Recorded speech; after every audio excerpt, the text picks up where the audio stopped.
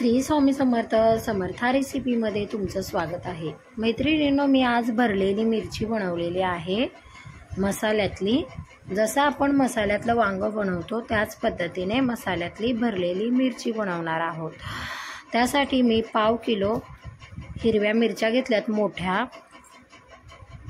आमच्याकडे याला भज्याची मिरची बोलतात, तुमच्याकडे काय बोलतात? त्यासाठी मी 10 ते 12 मिरच्या स्वच्छ पाण्याने अशा धुवून घेतलेल्या आहेत। मिरच्या स्वच्छ धुवून झाल्यानंतर आपण त्यामधील बिया काढून घेणार आहोत, वेगळ्या करून घेणार आहोत। त्यामधील या पद्धतीने सर्व मिरच्यांचे बिया काढून घ्यायच्या आहेत। सर्व मिरच्यांची पोटं फाडून त्यामधील मिरच्यांच्या बिया आपण बाहेर काढल्या, जेणेकरून आपली मिरची जास्त तिखट होणार नाही म्हणून। मिरच्यांमधील बिया काढून झाल्यानंतर आपण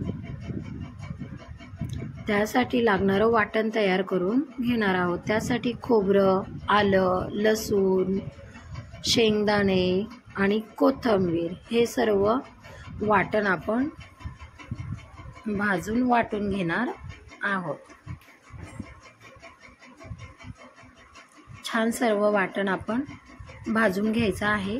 भाजल्याने मसाल्याला चांगली टेस्ट येते आणि आपली भाजीही छान लागते, म्हणून या पद्धतीने मी सर्व वाटण भाजून घेतलेलं आहे। एक एक करून सर्व वाटण भाजून घ्यायचं। भाजून थोडंसं थंड करून घ्यायचं, नंतर मिक्सरमधून बारीक असं वाटून घ्यायचं आहे। त्यानंतर आपलं वाटण एका ताटामध्ये काढून घ्यायचं आहे आणि त्यामध्ये मसाले मिक्स करायचे आहेत। 1 चमचा मीठ, अर्धा चमचा हळद, अर्धा चमचा लाल तिखट, नंतर कांदा लसूण मसाला, नंतर धना पावडर असं मिक्स करून घ्यायचं छान। नंतर आपण मिरचीमध्ये हा मसाला भरून घेणार आहोत। सर्व मिरच्यांमध्ये मसाला छान असा भरून घ्यायचा। हे पहा, आपण मिरच्या काढून घेतलेल्या आहेत। त्यानंतर यामध्ये आपण हा बनवलेला मसाला भरून घेणार आहोत। छान अशा आपण मिरच्या भरून घ्यायच्या आहेत। एक एक करून सर्व मिरच्यांमध्ये मसाला भरून घ्यायचा आहे। हे पहा, आपल्या सर्व मिरच्या आता भरून झालेल्या आहेत।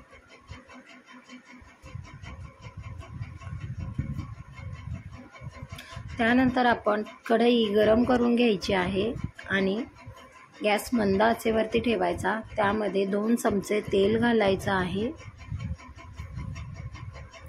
तेल थोडंसं गरम झालं की त्यामध्ये आपण लगेचच भरून घेतलेल्या सर्व मिरच्या घालायच्या आहेत आणि छान मंद आचेवरती परतवून घ्यायच्या आहेत। 10 ते 15 मिनिटांमध्ये आपली भरलेली मिरची तयार होते। परतवून झाल्यानंतर त्यावरती 10 ते 15 मिनिटांसाठी झाकण घालायचं आणि मंद आचेवरती शिजू द्यायचं। हे पहा, आपली भरलेली मिरची तयार झालेली आहे।